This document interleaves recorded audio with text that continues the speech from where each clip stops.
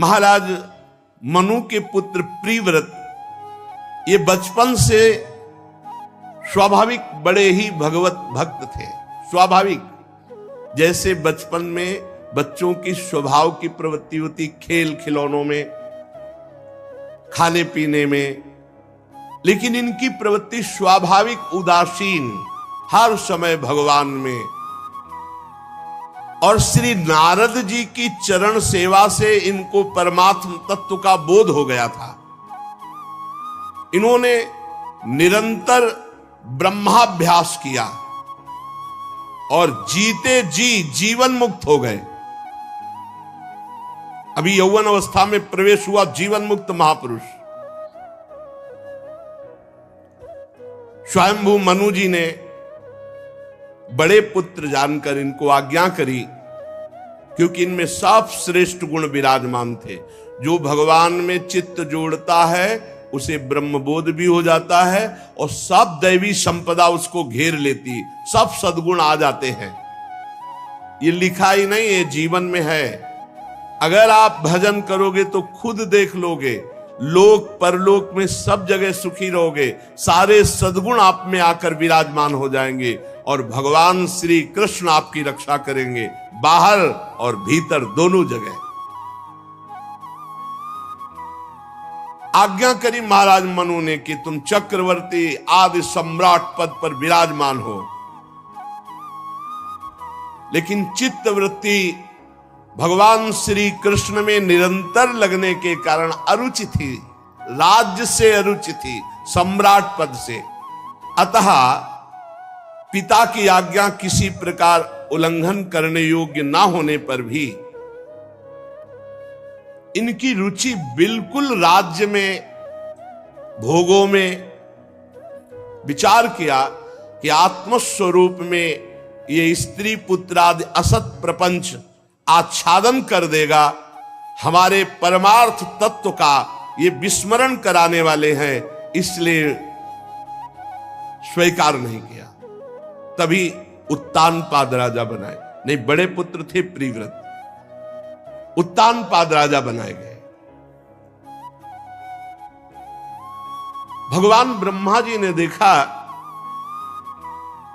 कि ये तो महाराज मनु की आज्ञा का उल्लंघन करके अपने आत्मस्वरूप में स्थित है, तो ब्रह्मा जी की बुद्धि सदैव प्रपंच विस्तार में लगी रहती है, क्योंकि उनको आज्ञा है भगवान की। इसलिए वो किसी भी जीव को जहां तक उपाय होगा उसे प्रपंच में ही लगाने की चेष्टा करते हैं। प्रिव्रत की जब ऐसी उत्तम वृत्ति देखी, निरंतर भगवान में स्थिति,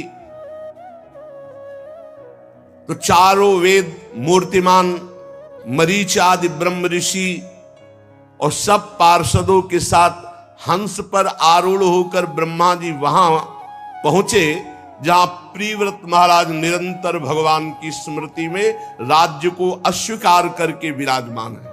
कैसा सुख है भगवान की स्मृति में कि आदि सम्राट पद चक्रवर्ती उसको छोड़ करके भजन में, और यहां भजन करते हुए चंद रुपए, चंद भोग, चंद पद प्रतिष्ठा के लिए भजन छोड़ देते हैं।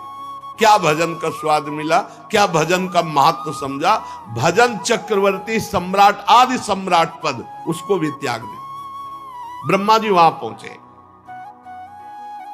आकाश मार्ग से ब्रह्मा जी जा रहे हैं, ये देखकर देवराज इंद्र आदि सब ब्रह्मा जी का पूजन, प्रधान प्रधान देवता, सिद्ध गंधर्व साध्य चारण मुनिजन सब ब्रह्मा जी का स्तवन, क्योंकि ब्रह्मा जी सृष्टि के सबसे बड़े पद पे विराजमान, परमेष्ठी पद पे। जगह जगह ब्रह्मा जी का सम्मान हुआ। अब वो प्रिव्रत के पास पहुंचे और प्रिव्रत उस समय नारद जी के साथ, अपने गुरुदेव नारद जी के साथ आत्मविद्या का ही मनन कर रहे थे। ब्रह्मा जी जेव ही पहुंचे, उनके वाहन को देखकर देवर्षि नारद जी खड़े हो गए। हमारे पिता ब्रह्मा जी पधारे। स्वयंभू मनु प्रिव्रत सब ब्रह्मा जी का सम्मान किया, अर्घ बंदन आदि। नारद जी ने अनेक प्रकार से ब्रह्मा जी का स्तवन पूजन किया। ब्रह्मा जी ने प्रिव्रत पर दृष्टि डाली और कहा, बेटा वैसे तुम सत्य सिद्धांत में लगे हो, पर मेरी बात सुनो। अप्रमेय श्री हरि के प्रति किसी को दोष दृष्टि कभी नहीं करनी चाहिए। हम ये तुम्हें नहीं सिखाने आए कि तुम हरि भजन ना करो। पहले ब्रह्मा जी बहुत सावधानी से बोले कि अप्रमेय भगवान श्री हरि के प्रति किसी को दोष दृष्टि नहीं करनी। तो हम तुमको ये सिखाने नहीं आए कि तुम भजन न करो, लेकिन ऐसे भजन हम ब्रह्मा, महादेव जी, ये तुम्हारे पिता स्वयंभू मनु और ये तुम्हारे गुरु नारद, ये सब भगवान की आज्ञा का पालन करते हैं। देखो,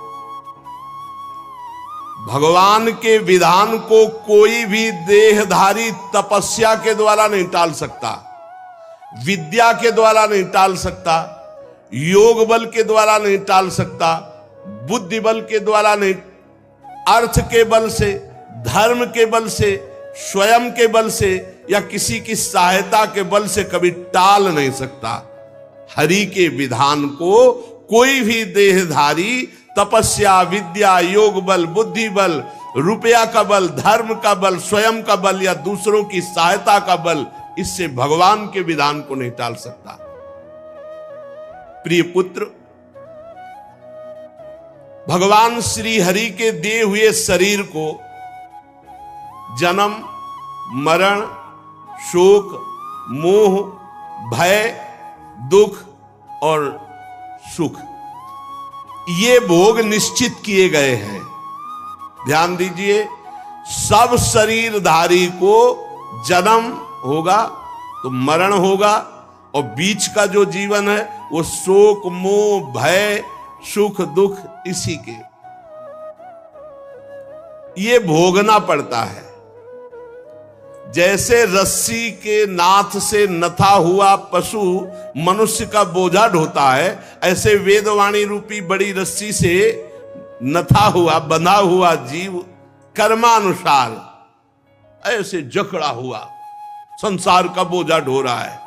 तभी जब ज्ञान का प्रादुर्भाव होता है तो निस्त्रैगुण्य भवार्जुन, और जब प्रेम का प्रादुर्भाव होता है तो वेदान्नपि संन्यस्ति स केवलम मवच्छिन्न अनुरागम लभते, दोनों में वेदातीत स्थिति आ जाती है। प्रभु कर्म के अनुसार जीव को योनि देते हैं और उसी के कर्म के अनुसार उसकी भोग व्यवस्था करते हैं। अब वो अपनी नवीन इच्छाओं के जाल बुन करके फिर नवीन कर्म करके फंस जाता है। जैसे कोई आंख वाला पुरुष कुएं में नहीं गिरेगा, ऐसे कोई विवेकवान पुरुष भोगों में नहीं फंसेगा। देखो भाई, मुक्त पुरुष भी प्रारब्ध का भोग भोगना ही पड़ता है। बड़े बड़े संतों को, मुक्त पुरुषों को भी भगवान की इच्छा के अनुसार शरीर को जैसे कर्मों के अनुसार विधान किया गया वैसे भोगना पड़ता है, वैसे रहना पड़ता है। बड़े बड़े सिद्धों को भी, जीवन मुक्तों को भी भोगना पड़ता है। तो बोले भजन का फल क्या हुआ फिर? अगर ये भोग भोगने पड़े तो शरीर निर्माण के समय ये भोग रख दिए गए थे। अब तुम भजन कर रहे हो, ये तुम्हारी नई फसल है। अब तुम्हें आगे जो परमानंद प्रदान करेगा वो ये दुख सुख से परे है। वो ये दुख सुख से, हर्ष शोक से परे भगवदानंद है। इसलिए महापुरुष जन प्रारब्ध को भोग लेते हैं और शरीर छोड़कर परमानंद को प्राप्त होते हैं। देखो, ये जितने दुख सुख हैं सब स्वप्न में हैं। जैसे स्वप्न में हम दुख सुख देख रहे हो, जगह तो उनका कोई महत्व नहीं, ऐसे प्रेम या ज्ञान होने पर इस जगत का कोई महत्व नहीं रहता, नहीं रहता। ये जो बहुत आसक्त पूरे जीवन लगे सब स्वाप्निक है, पक्का स्वाप्निक है। अगर इसे भगवान से युक्त कर दो तो यही तुम्हारी भगवत प्राप्ति का हेतु बन जाएगा, और भगवान से विमुख व्यतीत किया तो यही तुम्हारी दुर्गति का कारण बन जाएगा।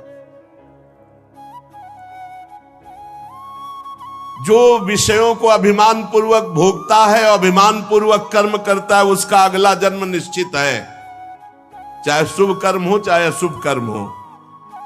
वो स्वीकार करे ना स्वीकार करे, जबरदस्ती। जो पुरुष इंद्रियों के वशीभूत हो, अब वो वन वन में विरक्त वेश धर करके भी विचरे तो जन्म मरण के भय से मुक्त नहीं हो सकता, भगवान ब्रह्मा जी कह रहे। क्योंकि जब तक मन और इंद्रियां जीत नहीं ली जाती तब तक भगवान की प्राप्ति नहीं होती। और जो मन और इंद्रियों को जीत लिया है उसको गृहस्थ में रहने से क्या परेशानी है, क्योंकि गृहस्थी में भेजना चाहते, इसलिए ब्रह्मा जी कह रहे हैं कि जिसने मन और इंद्रियों को जीत लिया उसको गृहस्थ में रहने से क्या परेशानी, गृहस्थ आश्रम उसका क्या बिगाड़ सकता है। 6 शत्रुओं को जीत लिया, मन और 5 ज्ञानेंद्रियां। अब वो घर में रहे तो वन में है, और जो इन 6 शत्रुओं के अधीन है तो वो वन में भी रहे तो घर में ही है, प्रपंच ही है। और देखो, किले में रहकर सुरक्षित लड़ने वाला राजा विजयी ही होता है, किले में गृहस्थी में रह के। और विरक्त भेष में केवल सेना, खुले मैदान में लड़ना है, आसपास से सब वार हो रहे और सहता, तभी पूरा जगत विरक्तों के सामने सर झुकाता है, नमन करता है। किले में सुरक्षित रहकर लड़ने वाला राजा अपने प्रबल शत्रुओं को जीत लेता है। जब इन शत्रुओं का बल अत्यंत क्षीण हो जाए तब विद्वान पुरुष को चाहिए कि इच्छानुसार विचरण करे। ब्रह्मा जी उपदेश कर रहे हैं, पहले चलो गृहस्थी को भोगो, जब बुढ़ापा आ जाए तब भजन करने में फिर निकल लेना। इसका रहस्य न समझने के कारण लोग ये कहने लगते हैं कि अरे अबे तो जवानी है, अभी भजन का समय है, और बुढ़ापे में भजन होता नहीं है। नहीं होता। बुढ़ापे में जो भजन की बात कह रहे हो, जीवन में अगर भजन नहीं किया तो बुढ़ापे में भजन नहीं होगा, पक्का समझ लो प्रपंच होगा, कुछ नहीं होता। जितने बूढ़े हो उनके नजदीक बैठ के सुन लो, बहू और बेटा और रिश्ते और नातेदार इन्हीं की बुराई और भलाई के सिवा कोई बातें ही नहीं करेंगे। अनुकूल है तो वाह वाह, प्रतिकूल है तो बस निंदा आदि, यही होती है। बूढ़ों की बुद्धि एक मार्का नहीं आता लिखने वाला, और एक आता है ऐसा कि मिटर जाए। तो जैसे जवानी में जो है वो पेंसिल की लिखाई समझो, मिटा सकते हो अभी आप, और बुढ़ापे की जो लिखाई है वो मार्का वाली लिखाई है। जो लिखा वो लिख, बुद्धि वो मार्का से लिख गई ना, मार्का नहीं, मार्का पक्का होता है ना, वो मिटता नहीं, मार्का से लिख गई समझो। ब्रह्मा जी बहुत फुसला के प्रियव्रत जी को कह रहे हैं कि जब तुम कमलनाथ भगवान श्री हरि के चरणों के प्रताप से 6 शत्रुओं पर विजय प्राप्त कर लिए, तो अब तुम पुराण पुरुष भगवान के दिए हुए भोगों को भोगो। तुम्हारा कोई भोग कुछ नहीं बिगाड़ सकते, तुम आत्मस्वरूप में स्थित हो, ये मेरी आज्ञा है। जब त्रिलोकी के सबसे बड़े पद में विराजमान ब्रह्मा जी ने परम भागवत प्रियव्रत से ऐसा कहा तो प्रियव्रत ने नम्रता पूर्वक सर झुका लिया और कहा, जो आज्ञा, बड़ों की आज्ञा का पालन करना ही हमारा परम कर्तव्य है। तब स्वयंभू मनु ने प्रसन्न होकर ब्रह्मा जी की विधिवत पूजा की। इसके पश्चात मनवाणी के अविषय अपने आश्रय सर्व व्यवहारातीत भगवान श्री हरि का चिंतन करते हुए ब्रह्मा जी अपने लोक को चले गए। प्रियव्रत और नारद जी उसी दिशा को नमस्कार किया। मनु जी तो बड़े प्रसन्न हो गए, क्योंकि अब प्रियव्रत महाराज गृहस्थाश्रम में प्रवेश होने के लिए राजी हो गए। संपूर्ण भूमंडल का चक्रवर्ती सम्राट पद प्रिव्रत को सौंप दिया। और महाराज मनु इस विष से भरे हुए विषैले गृहस्थाश्रम को छोड़ करके भगवान के भजन के लिए गए। ये विष से भरे हुए विषैले गृहस्थाश्रम, अगर भजन ना हुआ तो बहुत ही दुर्गति होती है। वह ये लड़का बच्चा परिवार लाभ हानि, ऐसा छोटी छोटी वस्तुओं में प्रिय संबंध, कैसा कैसा कैसा व्यवहार, मंद बुद्धि हो जाती है। ये गृहस्थाश्रम विषय विष से भरा हुआ है। अगर भगवान का भजन नहीं हुआ तो जीवन पूरा का पूरा व्यर्थ चला जाता है, पूरा का पूरा। संपूर्ण जगत बंधन से छुड़ाने में अत्यंत समर्थ हैं भगवान। सबसे बड़ी बात उसी की होती जो भजन कर ले, नहीं तो भजन नहीं तो फिर जीवन व्यर्थ। संपूर्ण जगत को बंधन से छुड़ाने में अत्यंत समर्थ है एकमात्र भगवान। और जो भगवान का निरंतर भजन करता है उसके रागमल का नाश हो जाता है। रागमल नष्ट हुआ तो द्वेष है नहीं, राग से ही द्वेष है। प्रजापति विश्वकर्मा की पुत्री बर्हिष्मति से विवाह हुआ महाराज प्रिव्रत का। वो अपने स्वरूप में स्थित रहते हुए 10 पुत्र प्रकट किए। स्वरूप में स्थित रहते हुए, ये बात है। हम सब ब्रह्म ज्ञानियों की ही संतान हैं। देखो, जब गोत्रों को देखो तो कोई ब्रह्म ऋषि ही होगा। तो ऐसा नहीं कि जो ब्रह्म प्राप्त हो जाता है या भगवत प्राप्त हो जाता है वो सब नहीं, भगवत प्राप्तों से ही गृहस्थी चली है। ये जो गृहस्थी हुई है ये भगवत प्राप्तों से ही हुई। सब भगवत प्राप्त महात्मा हमारे गोत्र के जो अधिष्ठात्र है, जैसे पूछा है तुम्हारा गोत्र क्या, तो बोले भरद्वाज गोत्र, याज्ञवल्क्य गोत्र, तो ये सब ब्रह्म ऋषि भगवत प्राप्त आत्मस्वरूप में स्थित रहते हुए 10 पुत्र उत्पन्न किए महाराज प्रिव्रत ने बर्हिष्मति से। और सब गुणवान, रूपवान, पराक्रमी, क्योंकि भगवत निष्ठा से युक्त होकर पुत्र उत्पन्न किए। ऊर्जस्वती नाम की एक कन्या हुई। जो पुत्र हुए आग्नेद्र, इद्मजीव, यज्ञबाहु, महावीर, हिरण्यरेता, घृत पृष्ठ, सवन, मेधा, तिथि, वीतिहोत्र और कवि, ये सब अग्निस्वरूप, ये भगवान अग्नि के भी नाम हैं और ये सब अग्निस्वरूप हैं। इनमें कवि, महावीर और सवन, ये 3 नैष्ठिक ब्रह्मचारी आजीवन ब्रह्मचर्य रहकर भगवान के भजन में निमग्न। ये बाल्यावस्था से आजीवन ब्रह्मचारी, आत्मविद्या विशारद और सन्यास धर्म के पथिक हुए कवि जी, महावीर और सवन। इन निवृत्ति परायण महर्षियों ने सन्यासाश्रम में रहते हुए समस्त जीवों के अधिष्ठान और भवबंधन से डरे हुए लोगों को आश्रय देने वाले भगवान श्री हरि के चरणारविंद के निरंतर चिंतन में जीवन लगा दिया। और कुछ ही समय में भगवत प्राप्त अखंड बोध, इनका हृदय बड़ा ही परम विशुद्ध, और इन्होंने भगवान का साक्षात दर्शन प्राप्त किया। फिर एक ही भाव को प्राप्त हो गए। ये खास बात होती है। मम दर्शन फल परम अनुपा, जीव पाव निज सहज स्वरूपा। एक ही भाव, सोई जाने जेहि देव जनाई, और जानत तुम्हें हो जाई। जहां भगवान का साक्षात्कार हुआ तो प्रत्यगात्मा आत्मभूत एक ही भाव को प्राप्त हो गए, अर्थात अभेद स्थिति। महाराज प्रिव्रत की दूसरी भार्या से उत्तम, तामस, रैवत, ये 3 पुत्र हुए जो ये अपने मनवंतरों के अधिपति हुए।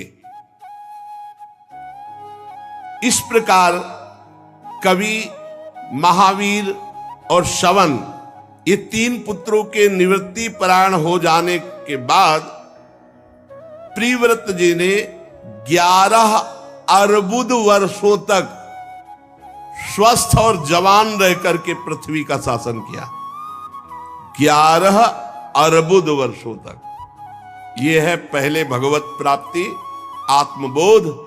11 अर्बुद वर्षों तक जवान रह करके पृथ्वी का शासन किया।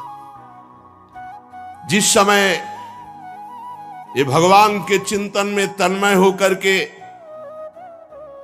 और धनुष बाण लेकर के निकलते और टंकार करते, उस समय कोई धर्मद्रोही नहीं दिखाई देता था। धर्म विरुद्ध कोई आचरण नहीं कर सकता था महाराज प्रियव्रत के शासन में 11 अर्बुद वर्षों तक। बरहिस्मती के दिन प्रतिदिन सेवा, आमोद प्रमोद और स्त्री जनित हाव भाव, लज्जा, मंद मुस्कान आदि, ये सब होने पर भी प्रियव्रत का चित्त कभी लुभायमान नहीं हुआ। भोग भोगते हुए भी वो योगी रहे। अपने स्वरूप बोध वाले यही है, अपने स्वरूप में जो स्थित है। इसीलिए भावदेह को प्राप्त महापुरुष जो हो गया है, उसके लिए श्रीमद् राधा सुधा निधि में कहा, कर्माणि श्रुति बोधिताम नितराम कुर्वंत कुर्वंत मां गूढ़ाश्चर्य रसास्त्रगाद विषयान गृहणंतु मुंचंतु वा। वो विषय भोग भोगे या छोड़ दे, कोई फर्क नहीं पड़ता। कैरवा भाव रहस्य पारगमति। 11 अर्बुद तक राज्य शासन और रानियों के द्वारा नाना प्रकार की प्रियता, कोई फर्क नहीं पड़ा। 10 पुत्र प्रकट किए और 3 पुत्र दूसरी भार्या से उत्तम तामस रहिवत, फिर भी वो अपने ज्यों के त्यों एक रस स्वरूप में है। कोई भी विषय उन्हें आसक्त नहीं कर सका। एक बार इन्होंने भगवान सूर्य को देखा, सुमेरु पर्वत की परिक्रमा करते हैं। लोकालोक पर्यंत पृथ्वी के जितने भागों में ये प्रकाश करते हैं, उतने ही भाग में अंधकार पीछे होता है सुमेरु पर्वत के कारण। इन्हें पसंद नहीं आया। स्वयं सूर्य के समान वेगवान एक ज्योतिर्मय रथ पर चढ़कर द्वितीय सूर्य की भांति उनके पीछे पीछे पृथ्वी की 7 परिक्रमाएं कर डाली। भगवान की उपासना से इनका अलौकिक प्रभाव बढ़ गया था। तो जो रथ चला उससे 7 समुद्र और 7 द्वीप हो गए। 7 समुद्र और 7 द्वीप हो गए। उनके नाम जम्बू द्वीप, प्लक्ष द्वीप, शालमली द्वीप, कुश द्वीप, क्रौंच द्वीप, शाक द्वीप और पुष्कर द्वीप। एक एक आगे आगे द्वीप के परिणाम का दूना है। जैसे जम्बू द्वीप से दूना प्लक्ष द्वीप, प्लक्ष द्वीप से दूना शालमली द्वीप। ऐसे इस समुद्र के बाहरी भाग में पृथ्वी के चारों ओर फैले हुए हैं और 7 समुद्र अलग अलग पदार्थ के समुद्र बनाए महाराज प्रियव्रत ने। ये जो जम्बू द्वीप है खारे जल का है। यहां जितने समुद्र हैं खारा जल मिलेगा। प्लक्ष द्वीप ईख के रस का, गन्ने के रस का है। वहां गन्ना पेरने की जरूरत नहीं। समुद्र का जो पानी है वो कैसे, गन्ने के जल का। प्लक्ष द्वीप में, शालमली द्वीप में मदिरा वारुणी और कुश द्वीप, इसमें घी के समुद्र है। पर वो अपनी पहुंच नहीं, वहां सिद्धों की पहुंच है। जम्बू द्वीप भर में अपने खारे पानी की जहां तक वहां तक पहुंच है। क्रौंच द्वीप दूध, क्षीर सागर। और फिर शाक द्वीप मट्ठे का, मठा। और फिर पुष्कर द्वीप मीठा जल। ये 7 द्वीप हैं। जम्बू द्वीप खारे जल, ईख के रस का, मदिरा, घी, दूध, मट्ठे, मीठे जल वाले। भगवान की सृष्टि ये पैदा किया महाराज प्रिव्रत ने। 7 द्वीप और 7 समुद्र अपने तपोबल से, एक एक से क्रमशः अलग अलग 7 द्वीपों के बाहर से घेर करके ये समुद्र घिरा हुआ है।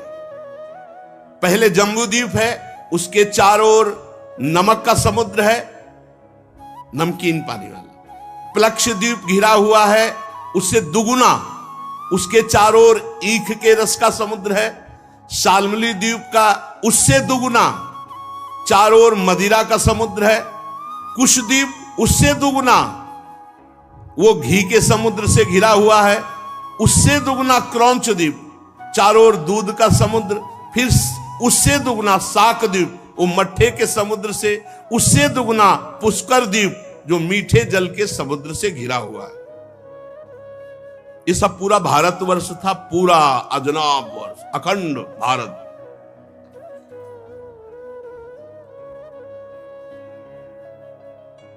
बरिष्मति पति महाराज प्रिव्रत ने अपने अनुगत पुत्र आग्नेद्र, इद्मजीव, यज्ञ बाव, हिरण रेता, घृत पृष्ठ, मेधातिथि, वीत्रहोत्र को क्रमशः, 3 तो बाल ब्रह्मचारी सन्यासी हो गए थे, 10 में 7 बचे, तो 7 को एक एक द्वीप का राजा बना दिया।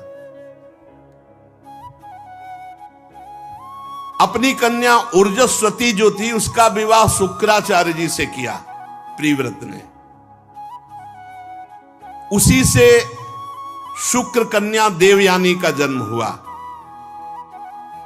राजन, जिन्होंने भगवान श्री हरि के चरणों का आश्रय ले लिया है और निरंतर भजन करते हैं, उनको भूख, प्यास, शोक, मोह, जरा, मृत्यु, ये 6 कभी परास्त नहीं कर सकते। जिन्होंने भगवान का आश्रय लिया है, निरंतर नाम जप करते हैं, उन्हें भूख, प्यास, शोक, मोह, जरा, मृत्यु, ये 6 परास्त नहीं कर सकते। मन और 5 ज्ञानेंद्रियां, ये 6 कभी उसे परास्त नहीं कर सकते। ये 6 भूख, प्यास, शोक, मोह, जरा, मृत्यु और 5 ज्ञानेंद्रियां और 1 मन, ये 6 कभी उसे परास्त नहीं कर सकते। जो भगवान का भक्त है वो सब कुछ करने में समर्थ है। वर्ण बहिष्कृत चांडाल आदि नीच योनि का पुरुष यदि वो भगवान के नाम का उच्चारण कर ले तो परम पद का अधिकारी हो जाता है। आहा, कोई भी हो जो भगवान के यन्नामधेय मधुना सजहाति बंधम, जो नीच से भी नीच आचरण करने वाला पुरुष हो, वो भी भगवान का नाम जप करने लगे तो परम पद का अधिकारी हो जाता है। उसके संसार बंधन जीते जी सब भस्म हो जाते हैं जो नाम जप करता है। इसीलिए हर प्रश्न का उत्तर, हर समस्या का समाधान, हर साधना का सार, हर शास्त्र का सार, हर सिद्ध संत की सार बात भगवान नाम। भगवान के आश्रित होकर खूब निरंतर भगवान नाम जप करो और इसी जन्म में हमें भगवत प्राप्ति हो जाए, ऐसा दृढ़ संकल्प करो। क्योंकि भाई अभी समझ नहीं रहे हो, तुम संसार को सत्य मान रहे हो, ये झूठा स्वाप्निक है। किसी भी समय तुम्हारी आंख मूंद सकती, किसी भी घटना से मूंद सकती। कुछ भी आज तक किसी ने काल को दोष नहीं दिया, और काल ऐसे रूप धारण करता पता नहीं चलता। बोले वो अमुक घटना घटी, चले गए। हम अगर नाम जप किए बिना चले गए तो इस घाटा की पूर्ति किसी योनि में नहीं होने वाली। इसलिए जैसे बने वैसे निरंतर नाम जप का अभ्यास करो, भगवत आश्रित रहो, कोई पापाचरण मत करो। शेष चर्चा आगे। श्री राधा वल्लभ लाल।